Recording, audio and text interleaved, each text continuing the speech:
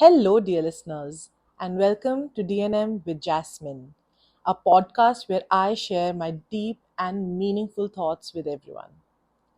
Now, this episode will be a bit different because I will require a little extra attention from you all as I intend to ask a question at the end of the episode. So, listen closely. Now, I want to start by sharing that I have been in therapy for 3 years now, and it has been quite a revelation. I mean, the things that I've learned, the insights that I've gained are just enormous.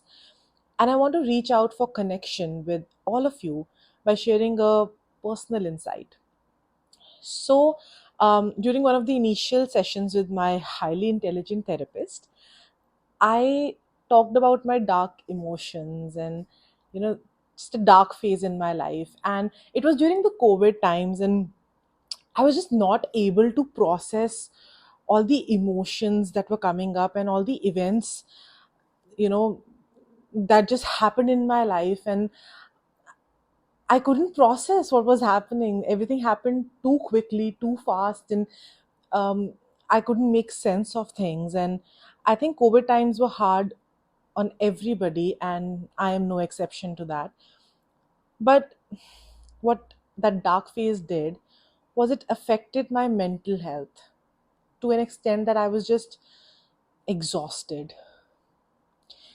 And I remember telling my therapist that life just feels like a dark tunnel to me, and it is tiring to walk through it alone and misunderstood with all the anxiety.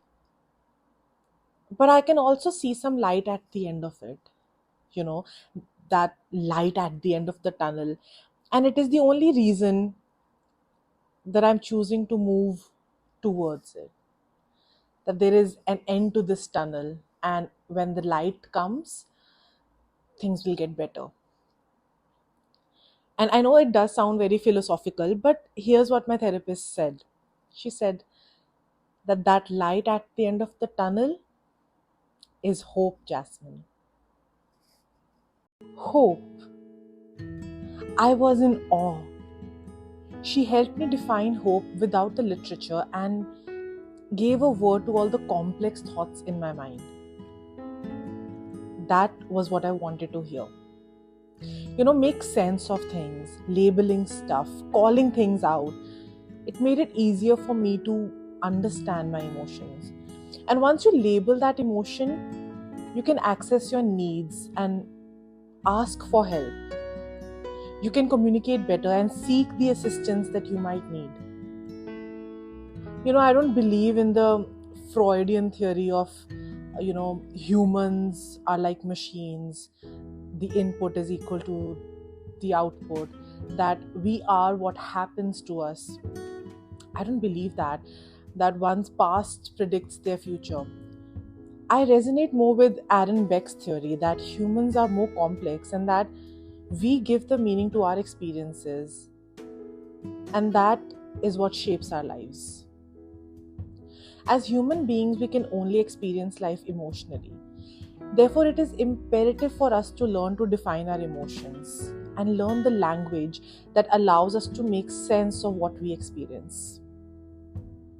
Now, the three major emotions that we often label ourselves experiencing are happy, sad, and angry. But is that all? Absolutely not. Just because our vocabulary is restricted and limited, that doesn't mean that we don't feel a range of emotions and sometimes multiple emotions at the same time. So, throughout this season, I am going to be sharing about my most uncomfortable experiences and the emotions I felt. Now, know that I am no expert and I am not here to teach or preach everyone, but I'm just here to reach out for connection based on what makes us humans. And that we have more in common than you'd think. And maybe in this process, just I might be able to throw some light on the vocabulary of emotions. And talking about the light, the hope. Funny story, it didn't last either. My theory about the tunnel and the light didn't work out too well for me, and I proved myself wrong. But when you start something new, you realize very early on that it will take some time to grow on you. Whether it's a new job, a new relationship, or even just beginning therapy. I thought that I was going through a very difficult phase, and when that phase passes, I will be in the light and things will be brighter, life will be all colorful, away from the dark. But guess what? The dark phase ended, sure, and I found the light. But it didn't last very long. And again, I had a remarkable insight that the light at the end of the tunnel that I was seeing was just a short distance between the next dark tunnel and the tunnel that I was in. Hope helped me get out of the dark tunnel, but it didn't stay. It vanished just like that. It was a mirage. It was temporary. There were no breaks. Just one dark tunnel after the other. And maybe that is what life is. Needless to say, it all happened during my therapy session and I had a meltdown.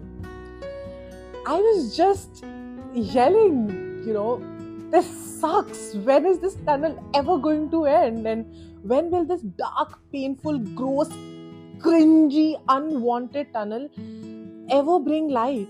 And even if that light does come, it doesn't last. Now, this was scary for me. Just this realization kept me up all night. I just had no answers to it. Is there a way to light the tunnel of suffering, which is life?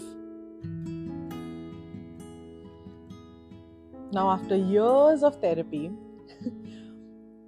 what if I tell you there is a way? Which no, my therapist didn't tell me, but I figured it out on my own. Sure, with a little help. And here's what I realized. The light that I keep referring to this whole episode are the happy, cheerful, bright, full of energy emotions. The opposite of darkness. But life is not that simple. Light doesn't come after the dark, and the dark doesn't come after the light. They coexist. It is us that define things as black or white, or dark and light. And sometimes we choose the dark, which is okay. Maybe it is easier to choose the dark, it's an easier choice. I don't know. But for me, sometimes I let myself get consumed by the dark because I don't have the capacity to switch on that light. And both the dark and the light brings with it uncomfortable emotions, and both bring peace as well. It's the dark, the difficult times that make us appreciate little joyful things in life, and it's the light that helps us focus more on our priorities and our purpose in life. But more on that later. And that brings me to the question. If light and dark both coexist together, and we all have gone through that and will always keep on going through it, tell me, what is the light in your life? I would be extremely happy if you could reflect on this question and reach out to me via comments or DMs or even tagging me in your stories. So I encourage you to have deep and meaningful conversations with your friends, family, and especially yourselves. And remember that there are no wrong answers. I will share my answer in the last episode of this season. So tune in every week for a new episode.